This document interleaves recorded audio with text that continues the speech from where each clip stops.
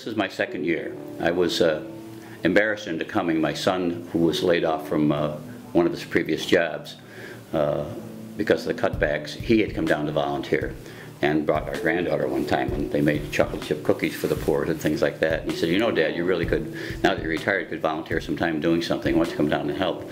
So I did with them. I started working out in the kitchen, just cutting up vegetables, and then it was in the wintertime. It was about December of a couple of years ago. And they would make soup, and the soup, I mean, for what they have the ingredients to make with it was really great. So we'd make soup, and one of the fellows then who used to drive one of the vans that picked up produce and product from different stores had finally retired at 78. And so at 69 at the time, I was asked if I wanted to drive with one of the fellows, which I did. And we go to the Columbus Bakery and pick up just bags and bags of extra Italian bread. Several of the top stores where we pick up rolls, pastries, cakes. I was telling Larry that sometimes the poor people come in here that are having a birthday, have nothing to give their kid, but we'll pick up birthday cakes that are made at Tops left over and give it to them, you know. There's a lot of people that you see that have very little.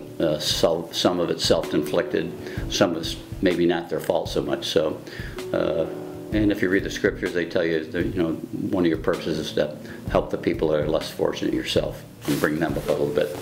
And try to build them up. I try to, you know, being an old sales guy, try to talk to them and encourage them and tell them how great they're doing. And but it's sad a lot. But lots of, in the wintertime it's worse. That there's no place to go, and they come in here partially to get warm and just have something to eat.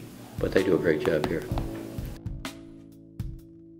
A lot of people end up on the street, and with the economy the way it's been, you find a lot more people that are even thought they were middle class, and now we're going down a step, and especially to your kids' your people's generation, that a husband and wife is often working together to make a household work, and if one of them loses their job or has a medical setback or something, boy, they're hurting.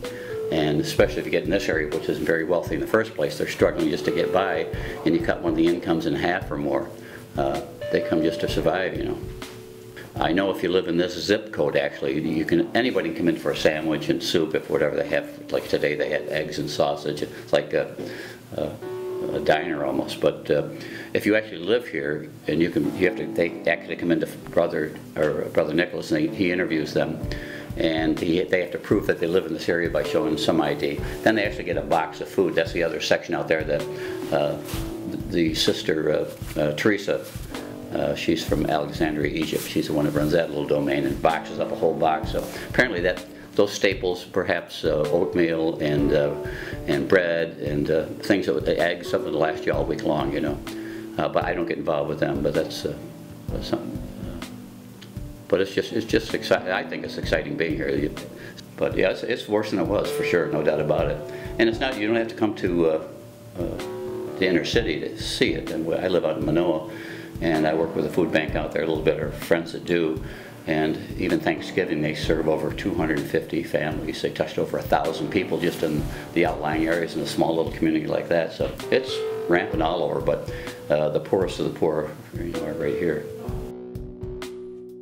The little kids are cute. They're just, you know, they just don't know what's going on. I mean, it's not their fault. They don't know. They're just happy to be there, you know. But they're fun to be with. Play with them a little bit. A lot of us that have retired have a lot of time on our hands, you know, and I think the worst thing you can do is vegetate into the chair watching the soap operas and eating bonbons and getting larger and larger.